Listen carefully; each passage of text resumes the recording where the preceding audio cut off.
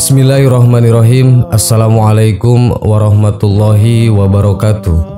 Sahabat yang beriman, Rasulullah Shallallahu Alaihi Wasallam pernah mengisahkan tentang seorang hamba yang dosa-dosanya tercatat oleh para malaikat sebanyak 99 catatan. Dan setiap satu catatan dosanya sejauh mata memandang. Rasanya sebanyak apapun amal, mustahil bisa menebus semua dosanya.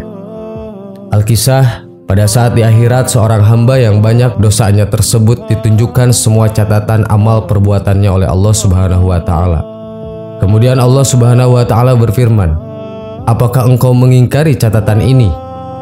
Apakah para malaikatku telah menzolimimu?" Hamba tersebut menjawab, "Sungguh tidak ya Tuhanku." Lalu Allah meminta agar hamba tersebut mendatangkan atau menunjukkan sesuatu yang dapat membuka pintu ampunan dari Allah. Dan sayangnya, hamba tersebut tidak mendapatkannya sama sekali. Dan hamba tersebut pasrah akan apapun yang akan menimpa dirinya. Dalam keadaan demikian, Allah berfirman, "Hari ini tidak ada kezaliman sedikit pun kepadamu dan sesungguhnya engkau memiliki kebaikan di sisi kami." Yang kemudian maka dikeluarkanlah catatan kecil di hadapannya dan berisi kesaksiannya atas keesaan Allah dan kerasulan Nabi Muhammad SAW. Kemudian Allah kembali berfirman, "Sekarang datangkanlah timbanganmu." Dan ditimbanglah 99 catatan tersebut dengan catatan kecil yang dimiliki hamba tersebut. Melihat demikian dan dengan perasaan pesimis, hamba tersebut bertanya kepada Allah Subhanahu wa Ta'ala, "Ya Tuhanku, apa artinya catatan kecil ini dibanding dengan catatan sebanyak ini?" Setelah ditimbang catatan baik yang hanya sekecil sobekan kertas dengan amal buruk yang amat terbanyak itu hasilnya sangat mengejutkan. Bagaimana tidak, saat catatan kecil itu diletakkan di ujung timbangan dan 99 catatan diletakkan di ujung timbangan satunya, catatan yang banyak dosa justru mengambang, sedangkan catatan yang teramat kecil itu justru lebih berat. Maka benarlah, tidak ada yang mengalahkan beratnya asma Allah dan begitulah Rasulullah mengisahkan. Perlu diketahui perihal timbangan amal ini Allah Subhanahu wa Ta'ala telah berfirman dalam Quran surat Al-Mu'minun ayat 102 dan 103. Barang siapa yang berat timbangan atau kebaikannya, mereka itulah orang-orang yang beruntung.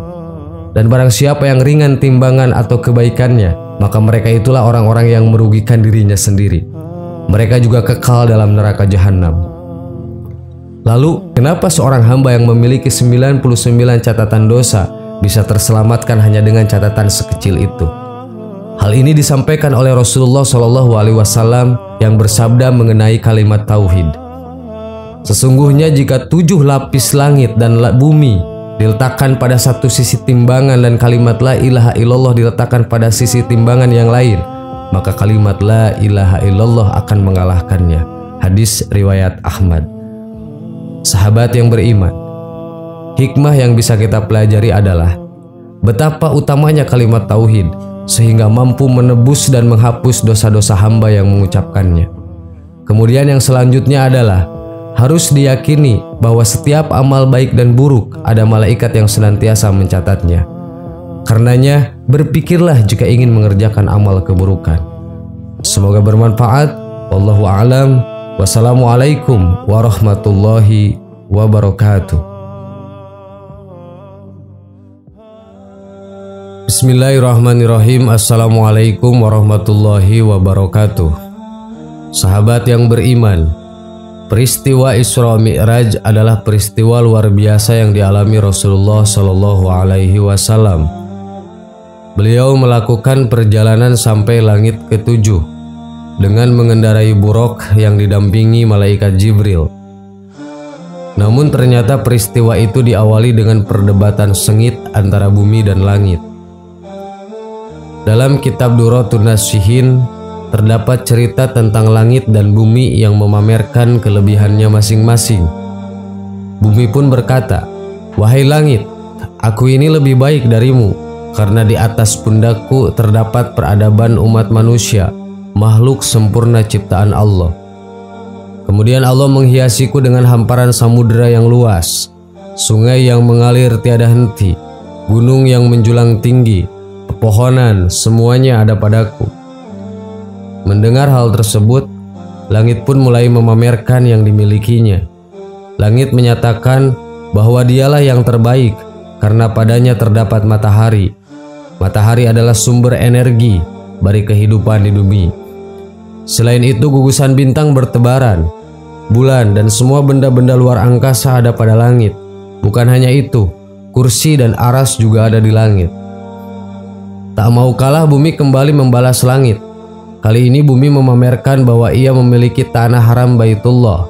Tempat tersebut setiap saat dijadikan tempat tawaf dan beribadah, baik Rasul, Nabi maupun umat muslimin lainnya. Untuk membalas bumi, tentu saja langit memamerkan Baitul Ma'mur. Langit berkata, "Baiklah, jika kau punya Baitullah, maka aku punya Baitul Ma'mur, tempat tawaf para malaikat langit." Akhirnya jurus terakhir bumi pun dikeluarkan. Ia memamerkan bahwa manusia paling mulia di dunia menjalankan syariat di atasnya. Beliau adalah petinggi para nabi dan penutup para rasul, yaitu kekasih Rabb semesta alam dan menjadi manusia yang sebaik-baiknya manusia. Beliau adalah Nabi Muhammad SAW. Rasulullah adalah rahmat bagi alam semesta. Mendengar hal tersebut, langit tak bisa lagi membalas bumi. Langit pun harus mengakui keunggulan lawan debatnya. Atas semua yang terjadi, langit pun memanjatkan doa agar manusia mulia Rasulullah dapat mengunjunginya. Langit berjanji akan memuliakan kekasih Allah. Itu semua sama seperti bumi memuliakannya. Allah yang Maha Pengabul doa akhirnya mengabulkan keinginan langit. Pada tanggal 27 Rajab, Allah Subhanahu wa Ta'ala menyuruh malaikat Jibril berhenti bertasbih. Malaikat Israil juga dilarang mencabut nyawa. Malaikat Jibril pun bertanya kepada Allah, "Ya Allah, apakah kiamat telah sampai?" Allah Subhanahu wa Ta'ala berfirman, "Tidak wahai Jibril, pergilah engkau ke surga dan ambillah buraq dan terus pergi kepada Muhammad dengan buraq itu." Jibril pun pergi ke surga dan mendapati 40.000 buraq. Buraq-buraq itu sedang bersenang-senang di taman surga. Masing-masing mereka terdapat tulisan Nabi Muhammad. Di antara beberapa buraq yang ditemui malaikat Jibril, ada satu buraq yang sedang menangis. Air matanya bercucuran. Jibril pun bertanya pada buraq tersebut alasannya menangis. Buraq itu lalu menjawab, "Ya Jibril, sesungguhnya aku telah mendengar nama Muhammad sejak 40 tahun yang lalu. Maka pemilik nama itu telah tertanam dalam hatiku dan aku sesudah itu menjadi rindu kepadanya dan aku tidak mau makan dan minum lagi. Aku laksana dibakar oleh api kerinduan." Jibril pun menjawab bahwa rindunya akan segera tersampaikan kepada manusia mulia itu. Buraq tersebut menjadi sangat senang. Buraq tersebut akan menjadi saksi perjalanan Isra Mi'raj Nabi Muhammad SAW. Sahabat yang beriman, itulah cerita yang terdapat dalam kitab Durratun Nasihin sebelum terjadinya peristiwa maha luar biasa Isra Mi'rajnya baginda Rasulullah Muhammad SAW. Semoga menjadi tambahan ilmu buat kita semua. Amin. Wallahu a'lam. Wassalamualaikum warahmatullahi wabarakatuh.